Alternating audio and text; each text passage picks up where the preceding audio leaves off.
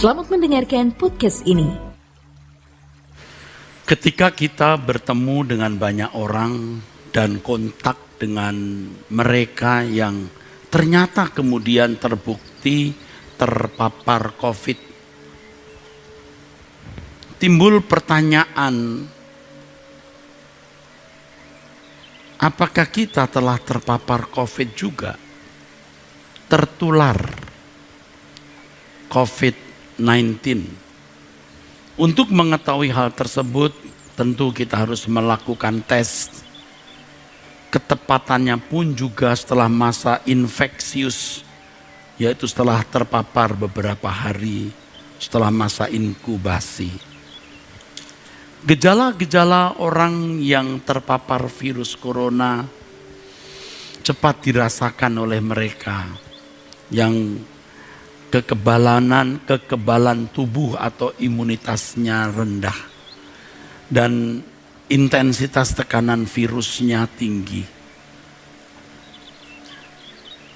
Kita bisa merasa was-was atau khawatir ketika kita sudah kontak berhadapan satu ruangan dengan orang yang ternyata telah terpapar virus COVID ini yang bisa membawa kematian.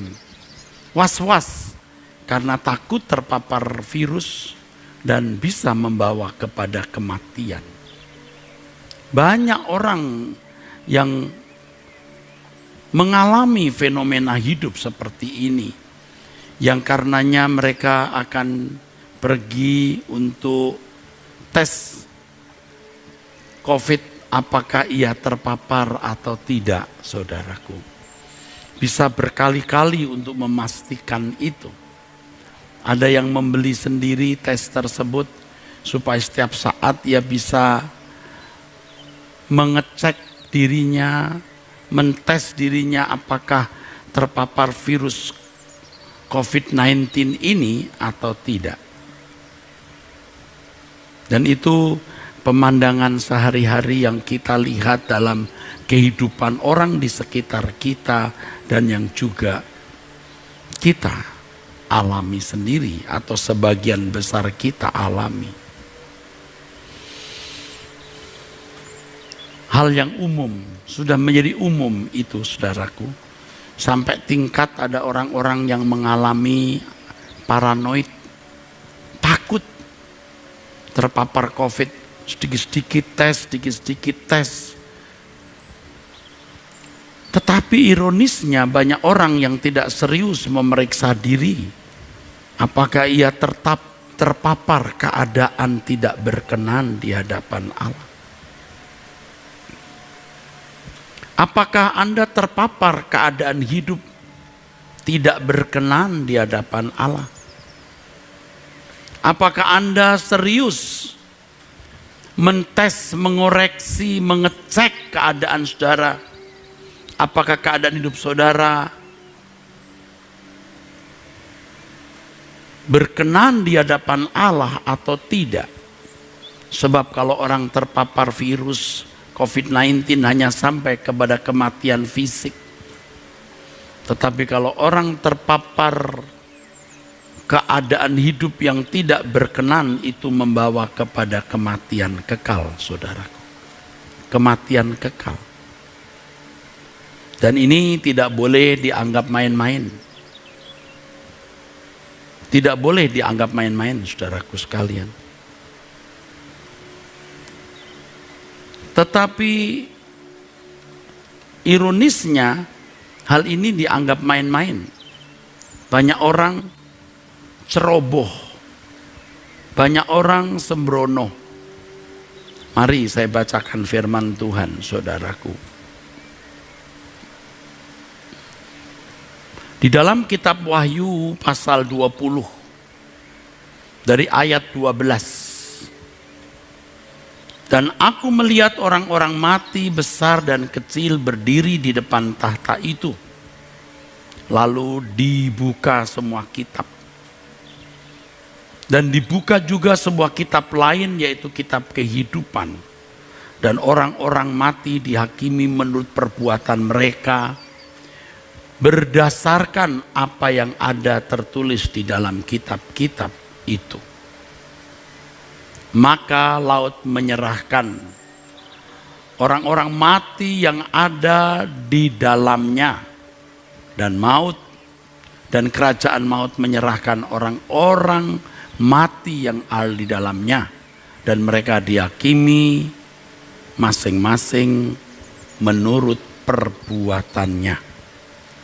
Lalu maut dan kerajaan maut itu dilemparkannya lah ke dalam lautan api. Itulah kematian yang kedua, lautan api. Dan setiap orang yang tidak ditemukan namanya tertulis di dalam kitab kehidupan itu, ia dilemparkan ke dalam lautan api itu. Saya makin hari makin tergetar oleh realitas kekekalan ini. Bersyukur kita bisa tergetar, saudara. Bisa gentar, benar-benar gentar, lebih dari takut. Lebih takut sekarang daripada ketika saya menulis lagu ini. Dulu saya tulis lagu ini, tapi kegentaran saya belum seperti ini. Ini saya tulis sekitar 2 tahun yang lalu. Ya. Perkarakan dirimu, kemana engkau pulang? Mungkinkah ke padang gersang tak bertepi? Di sana tiada mentari dan tiada lagi bintang, dalam jurang gelap kengerian. Yang aku tahu pasti, kemana aku pulang? Di hamparan padang hijau tak bertepi. Tuhanlah matahariku di negeri indah Bapakku. Ke sana kami pulang bersama. Lagu ini bisa menjadi penghiburan kita dan kekuatan kita. Sementara kita makin gentar terhadap realitas kekekalan, kita membenahi diri lebih serius. Makanya berulang-ulang saya berkata, tiarap dulu, jangan banyak bicara, periksa diri. Apakah engkau terpapar keadaan hidup tidak berkenan di hadapan Allah, atau engkau berkenan? Jangan hanya bisa nyanyi, tapi benar-benar mengenakan itu. Yang aku tahu pasti, kemana aku pulang? Di hamparan padang hijau tak bertepi. Tuhanlah matahariku di negeri indah Bapakku. Ke sana kami pulang bersama. Yang aku tahu pasti, kemana aku pulang? Di hamparan padang hijau tak bertepi. Tuhanlah matahariku di negeri indah Bapakku. Ke sana kami pulang bersama. Saudara nyanyikan di rumah masing-masing. Yang aku tahu pasti, kemana aku pulang? Di hamparan padang hijau tak bertepi. Tuhan matahariku, Tuhanlah matahariku di negeri indah Bapakku. Ke sana kami pulang bersama.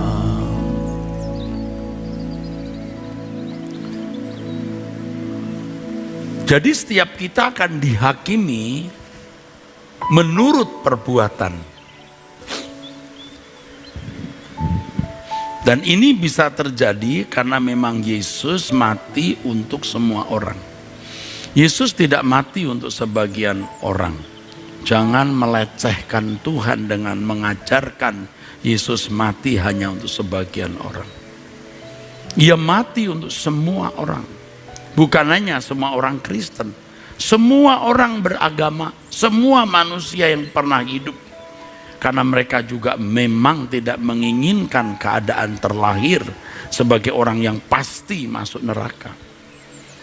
Dengan Yesus memikul semua dosa manusia, maka setiap orang akan dihakimi menurut perbuatannya. Tetapi masing-masing memiliki standar yang beda. Orang-orang Israel dihakimi menurut Taurat yang tertulis. Orang-orang non-Israel, non-Kristen dihakimi sesuai dengan norma dan hukum yang mereka pahami. Ya. Lalu orang Kristen, ini masalahnya. Ukurannya berkenan kepada Allah. Dan berkenan kepada Allah di situ ukuran atau standarnya Tuhan Yesus. Yang kepadanya Bapa berkata, ini anakku yang kukasihi, kepadanya aku berkenan. Ayat ini menyelamatkan kita. Ya, dihakimi menurut perbuatan. Ini menyelamatkan kita, saudaraku. Kenapa? Hal ini akan membuat kita tidak sembarangan hidup. Jangan berpikir bahwa orang Kristen tidak dihakimi karena dosa-dosanya sudah ditebus. Semua manusia juga dosanya sudah ditebus. Pak, Bu, Bro, semua juga sudah ditebus. Tetapi semua tidak langsung otomatis masuk surga, harus dihakimi. Dari Wahyu pasal 20 ayat 12-15 tersebut kita dapat menemukan bahwa apakah seseorang akan mengalami kematian kekal atau tidak, bukanlah sesuatu yang bersifat misteri. Nah ini ayat yang menyelamatkan kita. Tidak bersifat teka-teki. Bukan sesuatu, bukan ketidakpastian. Bukan ketidakpastian. Tetapi suatu kepastian. Kepastian sejak kita hidup di dunia. Kenapa? Jelas, perbuatan. Perbuatan. Kamu lihat perbuatanmu, kamu sudah bisa lihat kamu masuk surga atau masuk neraka. Jadi ayat ini menyelamatkan kita karena membuka pengertian kita bahwa keselamatan seseorang itu ditentukan oleh perbuatannya, yaitu jika Yesus mati di kayu salib. Jika Yesus tidak mati di kayu salib, perbuatan orang semua juga tidak membuat orang masuk surga, mati masuk neraka semua. Jadi kalau dikatakan keselamatan bukan karena perbuatan baik, di dalam konteks itu artinya bahwa perbuatan sebaik apapun tidak akan menyelamatkan. Sebab Yesus kalau tidak mati di kayu salib, tidak ada penghakiman. Perbuatan baik apapun tetap masuk neraka karena pasti memang berdosa. Tetapi karena Yesus mati di kayu salib, maka perbuatan orang dihakimi. Maka kalau lihat Alkitab itu harus lihat konteks. Jangan tersandera pandangan teolog-teolog masa lalu yang teologianya memang efektif untuk zamannya, tapi ternyata belum sampai pada ketepatan dan tidak lagi sesuai untuk zaman kita. Keselamatan itu suatu kepastian, tidak bersifat misteri atau sebuah teka-teki, ya, bukan sebuah ketidakpastian, saudara,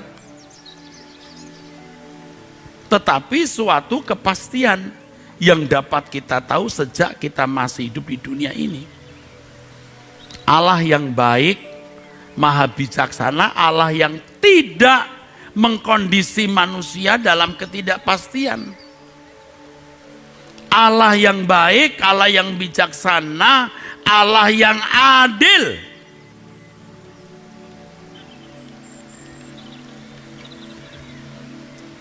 Tidak akan mengkondisi manusia dalam keadaan yang bersifat teka-teki.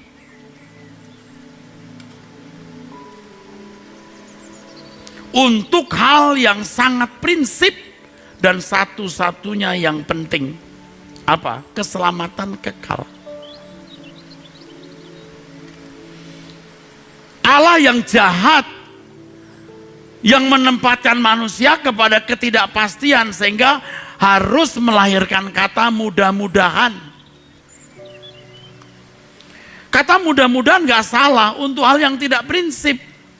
Mudah-mudahan diterima di kantor itu. Kalau enggak ya enggak apa-apa.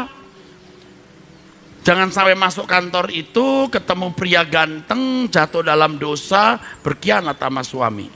Janganlah, mendingan enggak diterima. Ya, gara-gara tidak ditempatkan di suatu tempat yang menurut kita menyenangkan, ya, kita malah selamat kalau kita ditempatkan di tempat yang menurut kita menguntungkan, tapi di situ ternyata ada jalan-jalan menuju kehancuran karir, kehancuran dari kehidupan sebagai anak Allah. Ya mendingan jangan, lebih baik atau seharusnya tidak ada di tempat itu. Tidak dapat si A ya nggak apa-apa kalau soal jodoh. Itu bukan hal yang perlu kepastian. Banyak hal yang bisa dianggap sebagai tidak perlu kepastian. Apakah menikah atau tidak, memiliki anak atau mandul, kaya atau miskin. Tetapi untuk surga atau neraka haruslah suatu kepastian. Segala sesuatu yang tidak pasti pun dalam hidup ini, ya, segala sesuatu yang tidak pasti dalam hidup ini tetap memiliki kepastian dalam hidup orang percaya. Artinya segala sesuatu yang terjadi mendatangkan kebaikan bagi orang yang mengasihi Dia agar serupa dengan Yesus. Pokoknya kepastian kita hanya satu, masuk surga. Yang lain tidak perlu pasti. Tapi di balik ketidakpastian dalam segala hal ada kepastian. Allah bekerja mendatangkan kebaikan supaya kita serupa dengan Yesus. Jadi dalam hidup orang Kristen itu, dalam kamus hidup orang Kristen, orang percaya maksudnya, karena tidak semua orang Kristen itu benar-benar percaya. Sebab yang namanya percaya itu harus ikut jejak Tuhan Yesus. Jadi kalau Kristen tidak ikut jejak Tuhan Yesus, tidak bisa disebut Kristen. Tapi ya udahlah, Kristen palsu saja. Dalam kamus hidup orang percaya tidak ada kata kecelakaan, musibah atau sial. Tidak ada. Tidak ada. Kalau kita mengatakan Allah baik-baik itu bukan sekedar kita sehat, ekonomi kita jalan, anak dapat pekerjaan, dapat jodoh. Bukan. Kalau kita katakan Allah itu baik karena Allah memberi kita peluang untuk mendapatkan kepastian, yaitu masuk surga. Yang lain boleh tidak pasti. Tapi di balik ketidakpastian dalam segala hal yang bersifat fana ini ada kepastian. Allah bekerja mendatangkan kebaikan.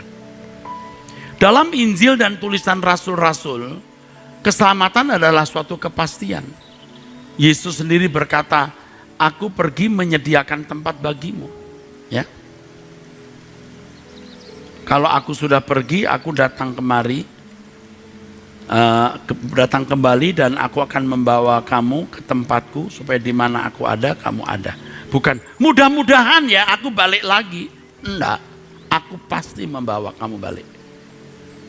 Paulus mengatakan, aku pilih mati karena aku pasti masuk surga. Kok bisa lo sekarang jadi mudah-mudahan? Kenapa? Karena kelakuanmu tidak kamu periksa. Kamu ini terpapar keadaan hidup tidak berkenan di hadapan Allah atau tidak. Dan banyak orang tidak peduli itu. Sampai dia licik tapi tidak sadar kelicikannya. Dia merasa cerdas rohani, merasa rendah hati, merasa lemah lembut, tapi tidak. Nah ini orang-orang begini nih, licik, picik, jahat. Biasanya begitu. Tapi ada di tengah-tengah pelayanan, saudara. Mengerikan. Jangan sampai kita itu ngalami begitu. Seperti saya ini juga punya keahlian untuk trik-trik begitu. Wah, sekarang saya bertobat, sudah polos-polos saja deh. Aduh, mau menjadi seperti domba keluh dibawa ke pembantaian. Diapain ya diam, dianggap bodoh ya diam, dianggap salah ya diam, dianggap miskin ya memang miskin. Nah, udah, jalan aja biar Tuhan yang membela kita. Jangan pakai licik-licikan dan trik-trik deh, ya. Yesus mengajarkan kepastian. Kepastian ini harus dibangun dari kualitas hidup. Apakah seorang berkenan kepada Tuhan atau tidak, itu dibangun dari pengalaman hidup. Ya, dari pengalaman hidup. Bukan dibangun dari sistematika dogmatika atau penalaran teologi yang hanya ada di ranah keyakinan dalam pikiran. Ini penyakitnya banyak teolog dan pendeta yang sekolah teologi tinggi itu di sini. Bukan tidak boleh. Saya mendorong kita sekolah tinggi teologi. Saya mendorong Anda sekolah di sekolah tinggi teologi dan punya gelar. Tidak masalah. Tapi banyak yang terjebak dalam kebodohan itu. Sampai tidak kenal dirinya. Ngeri loh saudara. Itu ngeri sekali. Yang merendah hati kiranya menangkap. Yang nggak rendah hati ya sudah. Biasanya kan pinter-pinter. Tidak mau nurut. Silakan. Kita tidak mau ngomong lagi. Untuk orang-orang yang pinter-pinter itu. Kita bicara untuk mereka yang rendah hati yang mau mendengar. Teologi yang mengatakan bahwa seseorang ditentukan selamat sedangkan yang lain tidak, itu membangun ketidakpastian. Ajaran yang mengarahkan manusia untuk hidup dalam ketidakpastian. Oh, justru ini yang kepastian. Iya, kepastian untuk yang meyakini doktrin itu, bukan? Kepastian yang meyakini doktrin itu. Nanti kalau kamu di ujung maut, kamu akan bisa rasa betul nggak kamu itu diterima di kemah abadi. Kalau hanya kamu susun dalam keyakinan di dalam nalarmu. Biasanya orang-orang seperti ini berpikir bahwa inilah teologi yang memberi kepastian. Benar, memberi kepastian, tapi dalam nalar. Dan kamu kembangkan terus di nalarmu sampai kamu yakin bahwa kamu akan selamat. Dan kamu akan bela doktrin itu mati-matian. Ya silakan. Tapi saya mau beritahu, kepastian harus dibangun dari kehidupan yang dijalani, yang dapat dibuktikan benar-benar serupa dengan Yesus. Barulah seseorang bisa mengerti artinya perjuangan yang signifikan untuk masuk proses keselamatan, yaitu sempurna seperti Bapa. Salah satu yang saya benar-benar takuti dan prihatinkan dan membuat saya sangat berduka hari ini adalah ternyata teologi membuat orang lupa diri, tidak mengenal diri. Pokoknya makin pinter itu makin punya habitat sendiri. Yuk, kepada Bapak Ibu yang tidak belajar teologi, mungkin tinggi-tinggi maksudnya, tapi belajar teologi yang benar, bertemu dengan Tuhan secara pribadi, tunjukkan bahwa Anda pernah bertemu dengan Yesus dan dididik oleh Yesus, tidak dididik oleh manusia, sehingga engkau akan menjadi serupa dengan Yesus. Serupa dengan Yesus akan dibuktikan dengan tidak mencintai dunia ini. Kebahagiaanmu bukan karena harta, uang, kehormatan, pangkat, nilai diri, prestis, atau panggung yang kamu bangun. Hidup tidak bercacat dan tidak bercelah. Buktinya apa? Tidak melukai siapapun. Perkataan-perkataanmu tidak dalam kelicikan yang melukai orang. Engkau menipu orang, engkau menipu dirimu sendiri. Seperti Yesus rela kehilangan segala hak, mengabdi kepada Tuhan sepenuhnya, apapun profesinya. Maka saya tidak setuju perpuluhan, sebab yang benar adalah segenap hidup. Kalau Anda memberi perpuluhan itu hanya latihan, saya tidak melarang. Tapi yang benar segenap hidup, apapun profesimu.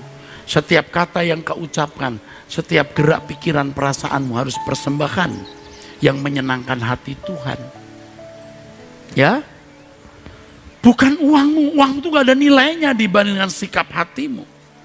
Serupa dengan Yesus berarti menghayati dunia bukan rumah kita. Dan kita bersuka cita untuk bisa pulang pulang ke surga merindukan rumah Bapak. Ini memang kehidupan yang tidak wajar. Saya berduka ketika melihat orang-orang yang saya bina bertahun-tahun masih hidup wajar. Sementara saya sudah terus berubah. Mereka berhenti di situ. Udah pinter, udah dapat sesuatu, udah punya sesuatu. Gembalanya Erasus bodoh.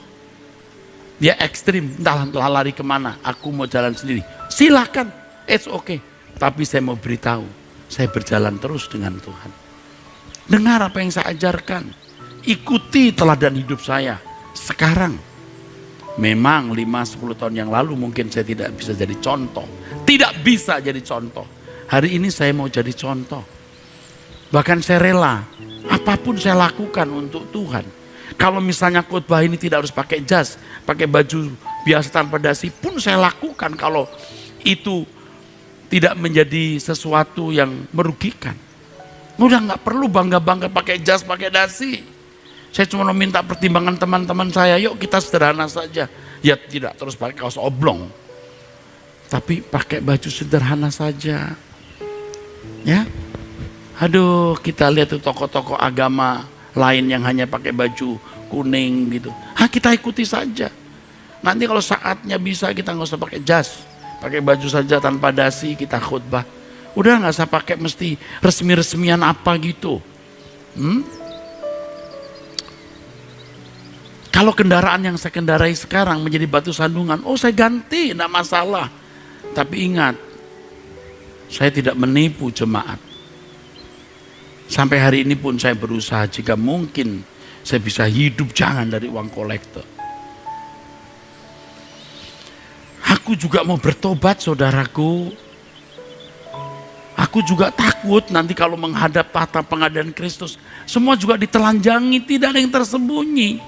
Siapa yang gak takut saudaraku? Dan itu bisa terjadi kapan saja.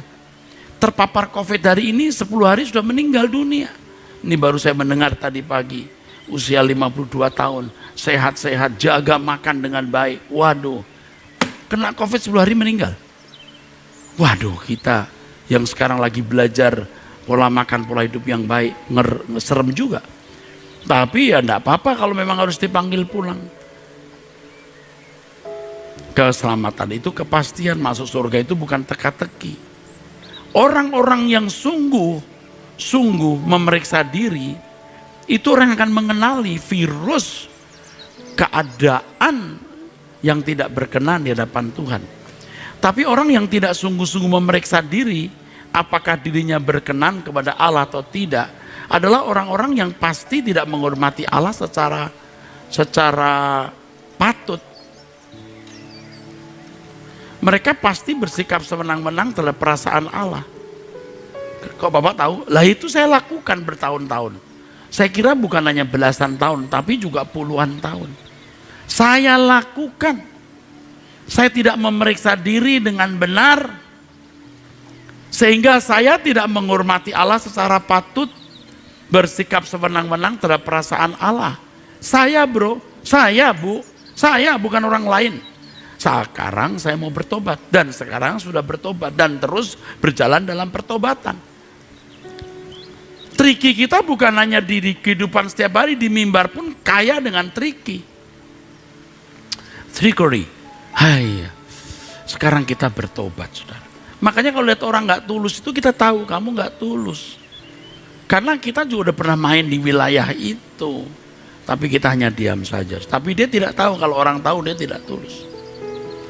Orang yang tidak sungguh-sungguh berusaha memeriksa diri di hadapan Allah, itu orang-orang yang pasti hidup hanya untuk kesukaan dirinya sendiri. Tidak mungkin hidup untuk kesukaan Allah. Standar hidup orang percaya adalah menyukakan hati Allah. Atau sama dengan berkenan di hadapan Allah. Menyukakan perasaannya. Menyukakan perasaan Allah. Jadi kita itu dibawa kepada pilihan, Anda menyukakan perasaanmu sendiri atau perasaan Allah. Dan kehidupan orang percaya itu standarnya cuma satu, menyukakan perasaan Allah. Titik. Kurang dari itu kamu kurang ngajar. Dan itulah yang sudah kita lakukan selama puluhan tahun. kurang ajar. Yesus berkata kamu tak dapat mengabdi kepada dua tuan. Mengabdi di sini artinya melayani. Dan melayani itu pada dasarnya menyukakan hati Allah. Melayani Allah itu melayani perasaannya. Allah tidak butuh kepintaran khotbah kita. Allah nggak butuh uang kita. Allah nggak butuh kita punya kecakapan berorganisasi. Allahnya butuh hati yang tulus.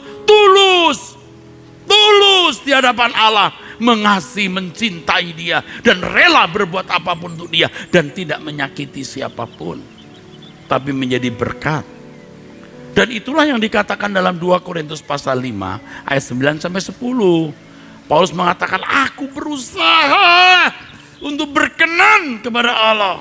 Itu saudaraku. Orang-orang yang hidup, maksud saya orang-orang yang tidak hidup dalam perkenanan Allah, kalaupun tidak hidup di dalam pelanggaran moral, tapi mencari nilai diri, terhormat, cari sanjungan, cari panggung di mata manusia, serta menikmati kekayaan yang dia miliki. Walaupun kenikmatannya hanya dalam pikiran, aku masih punya harta sekian, asetku sekian, lihat di luar banyak. Nyes hati. Itu berzinah rohani. Itu selingkuh di hadapan Allah. Itu bukan mempelai yang tidak bercacat, tak bercelah, tidak menjadi perawan suci. Rata-rata kita begitu, termasuk saya. Tapi sekarang saya mau berubah. Kalau masih begitu kita menjuruskan diri kita kepada kematian kekal. Karena sikap itu tidak menghormati Allah secara patut. Pasti tidak layak menjadi anggota keluarga kerajaan. Kalau Tuhan mengendaki kekudusan itu bukan nanti, berarti sejak sekarang ini. Kekudusan, kesucian hidup atau perbuatan, itu harus kita mulai sekarang. Kita serius merajut kesucian itu. Dan itu menjadi kesukaan kita, kebahagiaan kita, membuat kita sangat bersemangat untuk menjalani hidup ini. Walaupun pada mulanya akan jatuh bangun.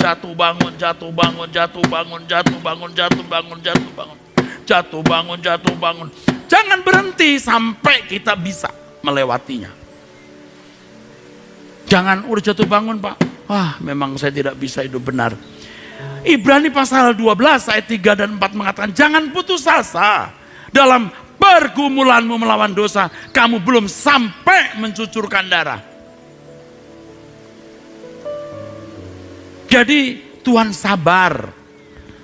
Tapi jangan kita melecehkan kesabaran Tuhan. Semangat hidup kita harus dimotivasi, didorong bagaimana kita mengabdi kepada Allah, menyenangkan Dia dalam segala hal yang kita lakukan. Jadi kalau Tuhan berkata kuduslah kamu sebab aku kudus, Dia memberi kita potensi untuk itu. Kamu harus sempurna seperti Bapa sempurna. Hidup keagamaanmu harus lebih dari ahli Taurat dan orang Farisi. Tidak mungkinlah Tuhan beri perintah yang kita tidak bisa lakukan, saudara. Dulu juga saya setengah hati dan mungkin bisa dikatakan kurang percaya. Mana bisa sih? Tapi sekarang setelah kita lihat keadaan hari ini, wah, nggak bisa tidak. Bukan saja karena usia saya sudah di atas 60 tahun, tapi juga COVID yang bisa merenggut nyawa orang setiap saat. Maka saya mengajak saudara untuk serius memeriksa diri, apakah engkau benar-benar memiliki kehidupan yang berkenan di hadapan Allah atau tidak. Melayani Tuhan itu berarti melayani perasaannya. Jangan takut. Jangan takut. Mengambil komitmen untuk hidup tidak bercacat, tidak bercela, menyenangkan hati Allah. Pokoknya kita harus, apa ya, kalau ekstrim itu kurang. Sangat ekstrim yang benar. Untuk hidup dalam kesucian, kekudusan, tidak melukai orang, tidak merugikan sama-sama. Jaga mulut, jangan pakai licik-licikan untuk mencari kehormatan manusia, jangan. Kesucian hidup kita itu bisa dinikmati Tuhan. Itu baru menyenangkanmu. Jangan hanya menyenangkanmu. Janganlah nyanyi. Tuhan tidak tapok mulutmu itu, karena Tuhan masih beri kesempatan kau berubah. Tapi kalau kamu hanya berkata menyenangkan, kelakuanmu tidak menyenangkan, nanti ditapok. Saatnya kamu ditapok. Tapoknya plok, langsung masuk api kekal. Kesucian hidup itu menyenangkan Tuhan sejak di bumi, sehingga menjadi orang, menjadi kesukaan hati Allah. Aduh, menyenangkan hati Bapa itu, yes, oh, ini yang betul-betul membuat gairah hidup kita, saudaraku.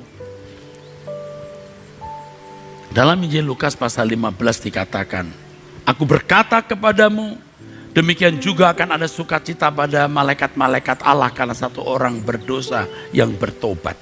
Bertobat, metanoeo.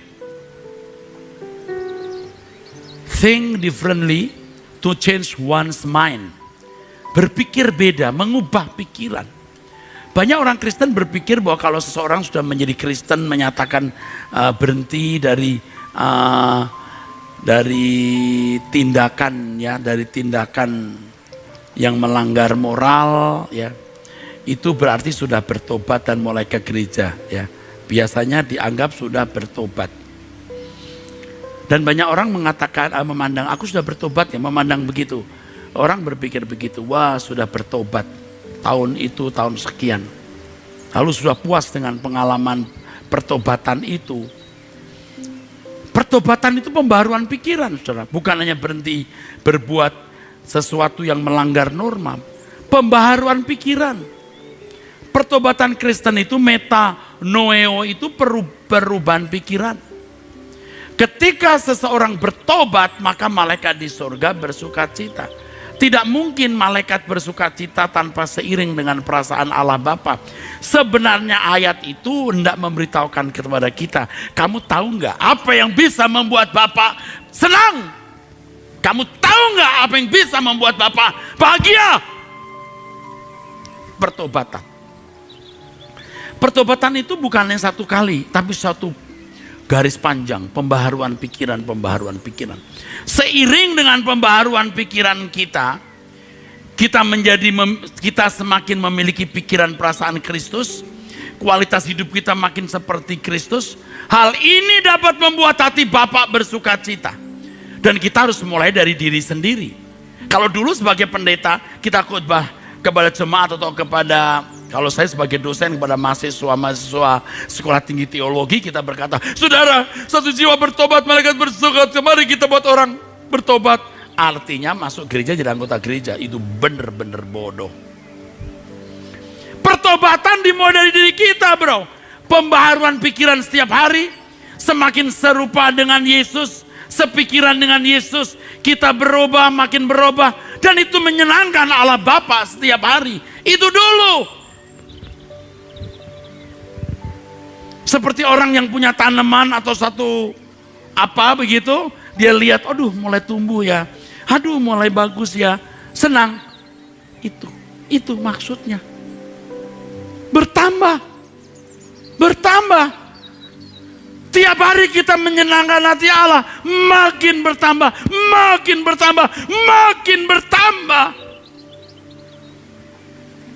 Bukan stuck begitu.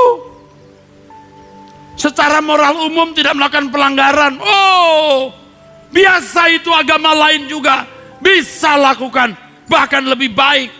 Tapi Yesus berkata hidup keagamaanmu harus lebih dari ahli Taurat dan orang Farisi. Jadi seiring dengan perubahan hidup ke arah Yesus atau semakin serupa dengan Yesus, maka kita membahagiakan Dia. Mungkin ada yang bingung ya, atau belum tahu kok Pak Eras menyentuh hadiratmu bawa terbang tinggi. Saya sebenarnya nggak suka kalimat terbang. Kadang-kadang nggak jelas maksudnya. Tapi tidak ada kalimat lain yang saya temukan. Bawaku terbang tinggi, artinya makin kudus, hidup makin berkenan. Bawaku terbang tinggi, terus menyentuh hadiratmu di tempat tinggi. Bapa di surga melihat yang satu ini serius menjaga perasaanku. Yang satu ini serius. Menjaga perasaanku. Naik kita. Allah Bapa tidak mungkin memasukkan orang yang tidak bisa dia nikmati. Sejak di bumi tidak bisa dinikmati. Kok masuk surga? Tidak mungkin. Jadi hanya orang yang hidup di hadiratnya setiap hari. Kita artis setiap hari kita hidup di hadiratnya. Supaya aku bisa menjaga sikapku. Aduh, itu pun masih meleset, saudaraku. Sometimes, many times, masih saja meleset. Tapi kita mau belajar, berubah terus.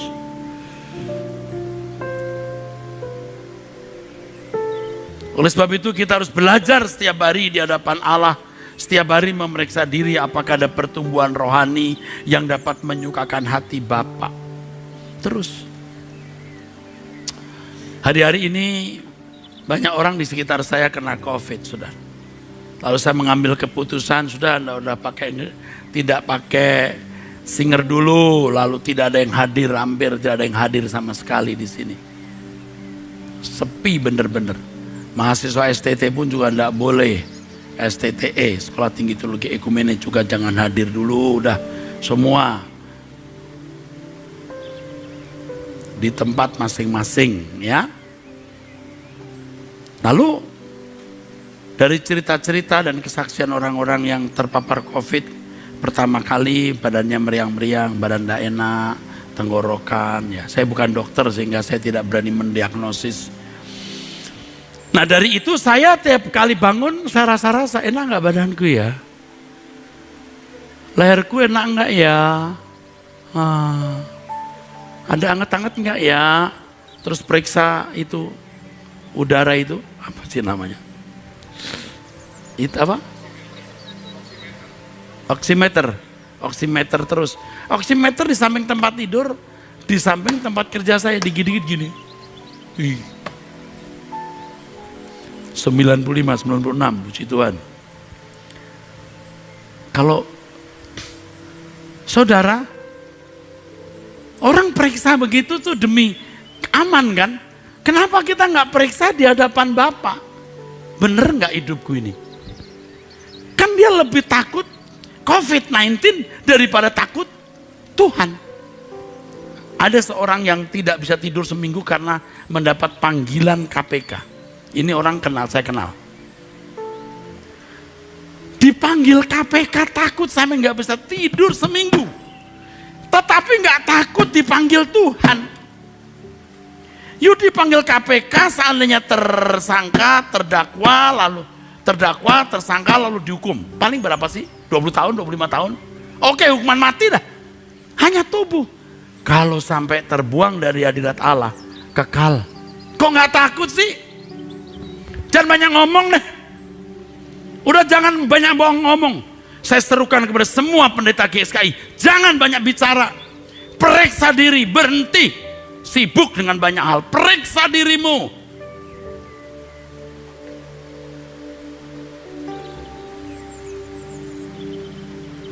Yuk kita berubah. Dan kepada pecinta suara kebenaran, Bapak Ibu yang menangkap kebenaran ini tidak akan melanggar firman Tuhan. Ini bukan ajaran sesat. Hiduplah tidak bercacat. Jadi suami yang baik. Taulah bagaimana caranya. Lebih dari itu, miliki kepekaan untuk mengerti kehendak Allah apa yang baik, yang berkenan, dan yang sempurna. Saya percaya kalau kita sungguh-sungguh mau hidup benar, Allah akan menolong kita. Tapi kalau fokus kita bukan kepada Tuhan, tidak bisa. Nggak bisa.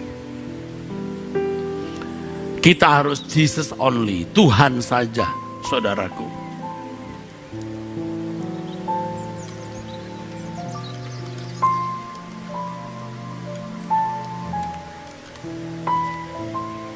Saya berharap dengan pemberitaan firman ini, saudara berubah. Ya, saudara. Ini hari Minggu, besok hari Senin jam 2 masih ada acara Wanita Surgawi jam 2 siang. Lalu ada acara istimewa tutup tahun hari Kamis itu jam 5. Jam 5 sore itu kebaktian tutup tahun kita. Hari Kamis ini, tanggal 31 Desember. Lalu kebaktian buka tahun hari Jumat jam 11. Jam 11 siang atau 11 pagi waktu Indonesia bagian Barat. Dan sorenya tidak ada pendalaman Alkitab karena kita gabung pada pagi itu. Jadi ibadah awal tahun itu jam 1, maksudnya jam 11 tanggal 1 Januari. Itu kebaktian pertama kami di tahun 2021 ya. Hari Jumat itu 1 Januari 2021. Saudara, nanti sore kita masih ada kebaktian Sunday Bible Teaching yang mengambil tema miskin di hadapan Allah dari tema besar ucapan bahagia, dan ini akan memberkati saudara. Sekali lagi ayo kita jaga, terapkan protokol kesehatan ya. Kita setia ikut Tuhan. Ingat, tiarap, periksa diri saja. Jangan banyak ngomong, jangan banyak macam-macam. Tiarap ya. Ku mengasihimu. Ku mengasihimu. Katakan kepada Tuhan, ku